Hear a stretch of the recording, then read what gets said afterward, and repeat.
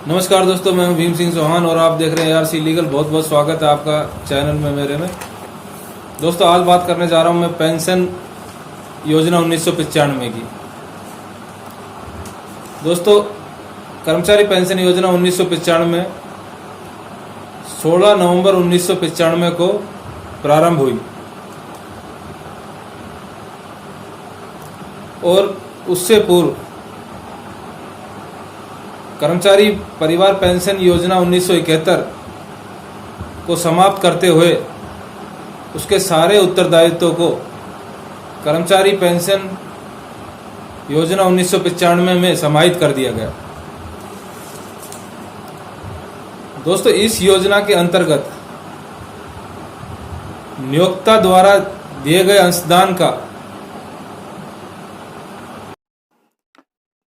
EPF अंशदान 15,000 तक वेतन का 12% कर्मचारी का और 12% नियोक्ता द्वारा जमा कराया जाता है।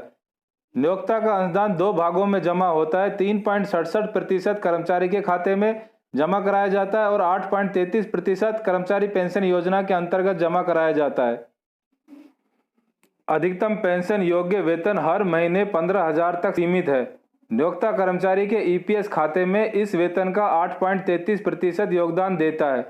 इसलिए कर्मचारी के ईपीएस खाते में हर महीने अधिकतम जमा राशि 15,000 का 8.33% यानी कि 1,250 रुपये प्रति माह तक जमा कराया जाता है। तो दोस्तों, आपने देखा होगा नियोक्ता द्वारा दिया गया अंशदान 8.33,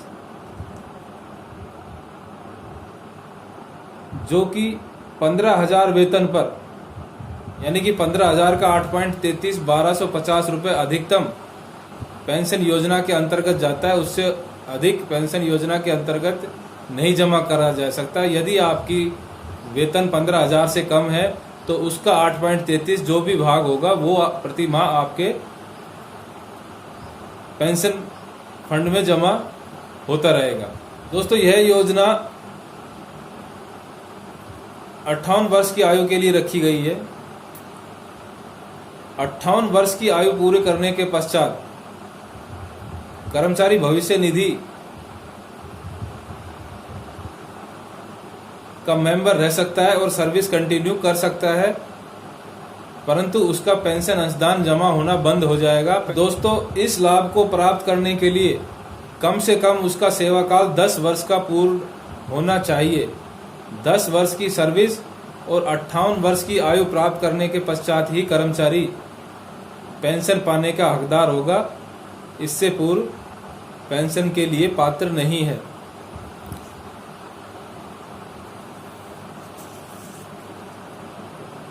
दोस्तों, इस योजना को दो भागों में विभक्त किया गया है। एक सदस्य पेंशन, दूसरा आश्रित या फैमिली पेंशन।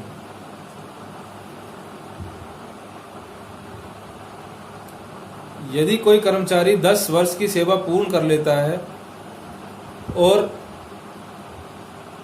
58 वर्ष की आयु प्राप्त कर लेता है, उसके पश्चात वह वृद्धावस्था पेंशन पाने का हकदार होता है, जो कि मिनिमम 1,000 रुपये है और मैक्सिमम 7,500 रुपये तक मिल सकती है। दोस्तों, फिलहाल वर्तमान में इस पेंशन को मिनिमम 1,000 रुपये से बढ़ाकर 7,500 रुपये प्लस डीए लागू किए जाने पर जोर दिया जा रहा है, परंतु अभी इसके ऊपर कोई डिसीजन आया नहीं है। पर संभावना ये है कि 1,000 से बढ़ाकर इस पेंशन को मिनिमम 2,000 रुपये करने की संभावना है। जैसे इसके बारे में कोई नया अपडेट आएगा मैं आपके सामने जरूर आऊंगा और उस बारे में बताऊंगा। तो दोस्तों, बात करते हैं कि 10 वर्ष की सर्विस और 58 वर्ष की आयु पूरी कर लेता है तो वह सदस्य वृद्धावस्था पेंशन अपने पूर्ण जीवन काल तक प्राप्त करने का हकदार होगा। और यदि सर्विस के दौरान कर्मचारी पूर्ण रूप से अपंग हो जाता है, कार्य करने योग्य नहीं रहता है, तो ईपीएफओ द्वारा उसको उसके पूर्ण जीवन काल के लिए पेंशन भुगतान की जाएगी। उसके लिए उसका सेवा काल 10 वर्ष और 58 वर्ष की आयु होना आवश्यक नहीं है। पूर्ण स्थायी अपंगता के लिए 1 माह का सेवा काल और उस माह का वेतन के आधार पर पेंशन गणना की जाएगी। और रही बात आश्रित या विधवा, तो दोस्तों यदि किसी कर्मचारी की 10 वर्ष से पूर्व या भविष्य निधि का मेंबर या पेंशन निधि का मेंबर बनने के पश्चात उसकी मृत्यु हो जाती है, तो ऐसी स्थिति में उसके परिवार को ईपीएफओ द्वारा उसके आश्रित, उसकी पत्नी और उसके 2 बच्चों को, जो कि विधवा पेंशन के 25% के बराबर देय होगा, भुगतान की जाएगी। और यदि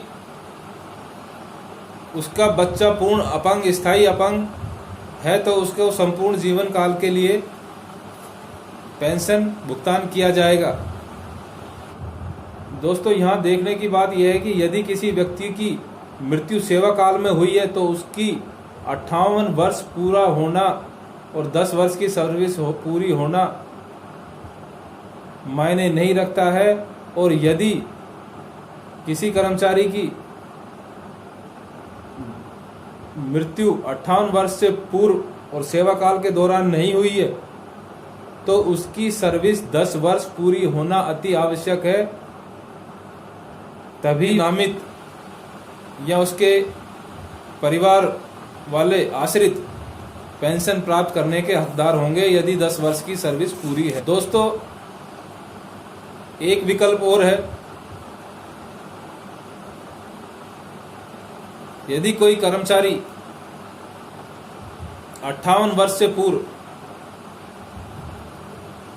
और 50 वर्ष के बाद, यानी कि 50 वर्ष पूर्ण करने के बाद 10 साल की सर्विस पूरी कर लेता है और कार्य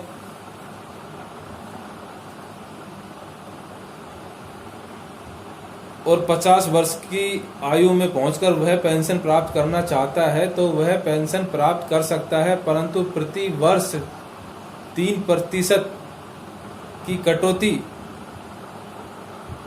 के साथ उसको पेंशन भुगतान की जाएगी।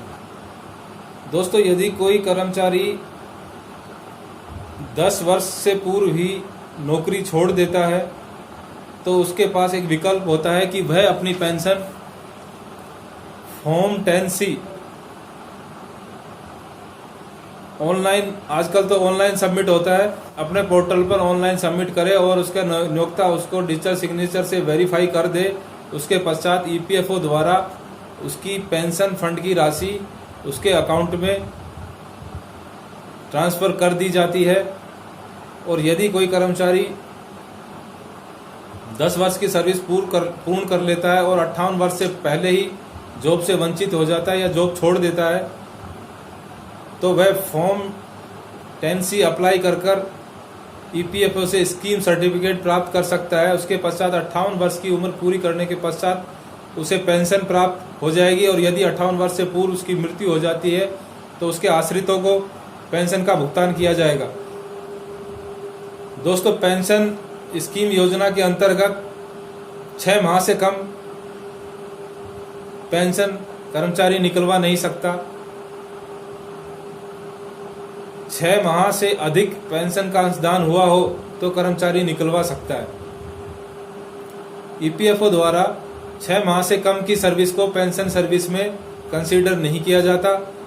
उदाहरण के लिए यदि किसी कर्मचारी की सर्विस 9 साल 4 महीने है, तो उस सर्विस को ईपीएफओ द्वारा 9 वर्ष कंसीडर किया जाएगा। और यदि किसी कर्मचारी की सर्विस 9 वर्ष 7 महीने है, तो ऐसी स्थिति में उस कर्मचारी की सर्विस को 10 वर्ष कंसीडर किया जाएगा। तो दोस्तों 6 महीने से पहले यानी कि 180 दिन से पूर्व ईपीएस का पैसा यदि कर्मचारी नौकरी छोड़ भी देता है तो 6 माह से कम की पेंशन कर्मचारी को नहीं मिलती। उसका अंशदान 6 माह से अधिक जमा होना ही चाहिए। तो दोस्तों एक बात और बताना चाहूंगा, यदि कोई विधवा पुनर्विवाह कर लेती है या उसकी मृत्यु हो जाती है तो उसके बच्चों को पेंशन मिलेगी, उस विधवा की पेंशन निरस्त हो जाएगी। और दोस्तों यदि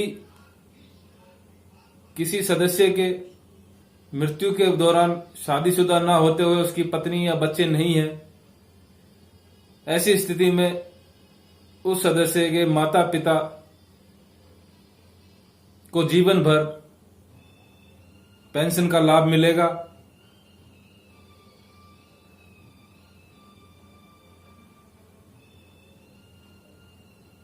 तो दोस्तों आज आपको मैंने विस्तार पूर्वक ईपीएस 95 के बारे में बताया, और यदि मेरे द्वारा दी गई जानकारी आपको पसंद आई तो प्लीज लाइक और सब्सक्राइब कीजिए, क्योंकि मैं कहता नहीं और आप करते नहीं। इसलिए आज इस वीडियो में मैं निवेदन कर रहा हूं कि प्लीज मेरे चैनल को सब्सक्राइब कीजिए, जिससे मैं अधिक से अधिक जानकारी आपके सामने लाने के लिए प्रयास करता रहूं और आपके समक्ष जो भी संभव हो जानकारियां लेकर आ सकूं। तो आज के लिए इतना ही दोस्तों, बहुत बहुत धन्यवाद। जय हिंद, जय भारत।